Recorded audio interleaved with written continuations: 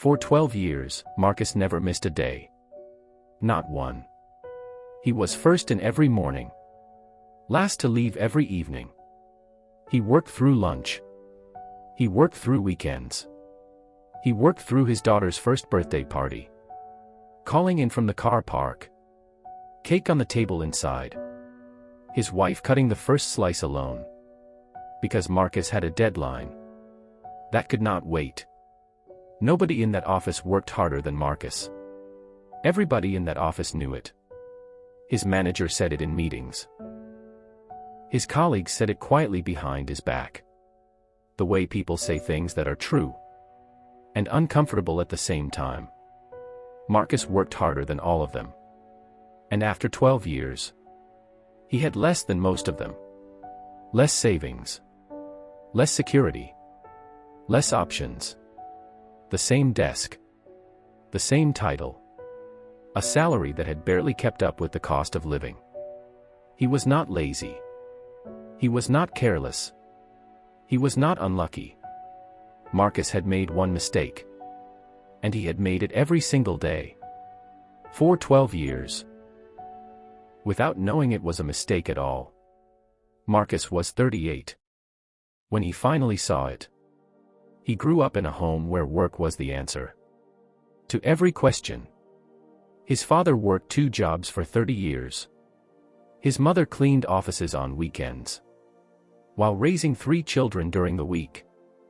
They were not rich. But they were not behind. They paid their bills. They held their heads up. And the lesson they passed to Marcus, without ever saying it, was simple. If you work hard enough, everything will come. Marcus believed this completely. He had never had a reason not to. So he worked. The way his father worked. The way his mother worked. With his full time. His full energy. His full belief that the reward was somewhere ahead of him. And would arrive. If he just kept moving. But there was something no one told him. Working hard. And working smart. Are not the same language. And you can spend a lifetime. Speaking one. While wondering. Why no one is listening. It started with a conversation. Marcus was not supposed to hear. He was in the office kitchen, making tea. When 2 colleagues walked in behind him. They didn't see him. They were talking about a new role. Senior level. Higher pay. The kind of role Marcus had been waiting for. 4 years. One said, "I heard they're considering James." The other replied, "Makes sense. He's strategic." Marcus stood still. James had been there for 3 years. Marcus had been there for 12. James left at 5:30. Marcus stayed until 7. James took breaks. Marcus ate at his desk. Strategic. Marcus had never been called that. Reliable, yes. Dedicated, yes. Hardworking, always. But strategic. That word stayed with him. He didn't get the role. James did. Marcus congratulated him in the corridor. With a handshake that cost him something. He couldn't name. That evening, he sat in his car. For 23 minutes. Staring ahead. Marcus didn't lose the role that day. He lost something else. The belief. That effort alone was enough. What Marcus did after that moment changed everything he understood. About work, value, and time. Stay with me. Because what he saw next is the mistake most people make. 4 years. Thinking they're doing everything right. He started watching differently. Not his own work. He had always done that. But the people moving forward. While he stayed still.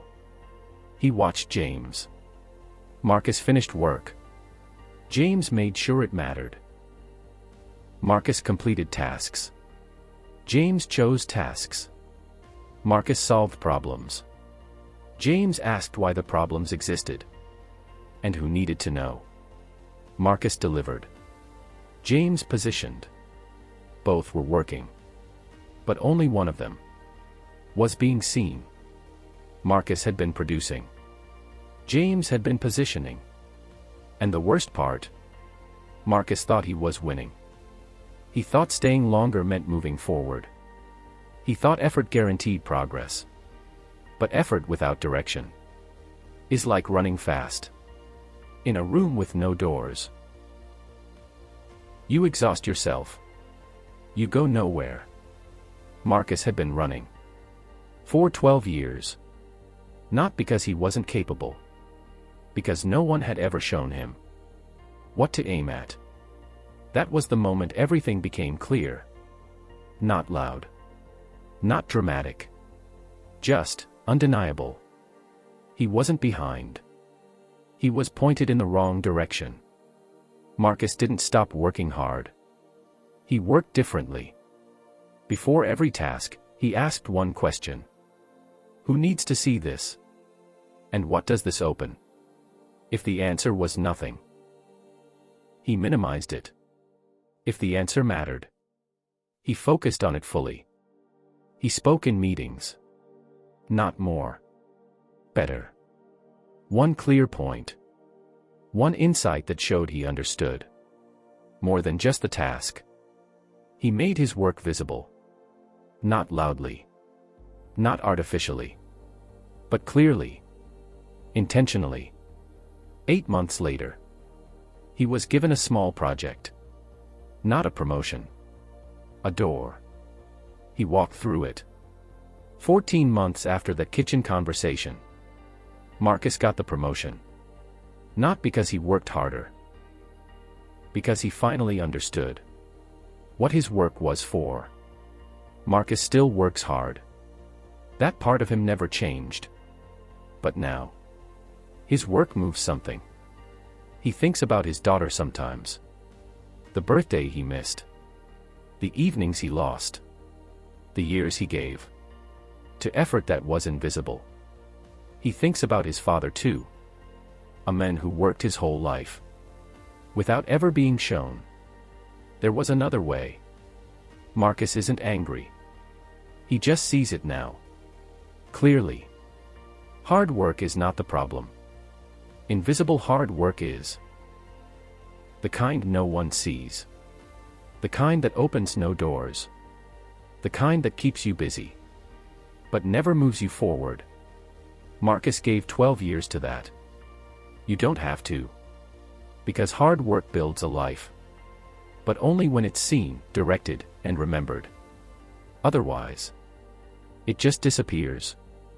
If this story stayed with you, subscribe to Tales for Thought. And before you start work tomorrow, ask yourself one question. Does the right person know what I'm doing? And why it matters? If the answer is no, today is a good day to change that.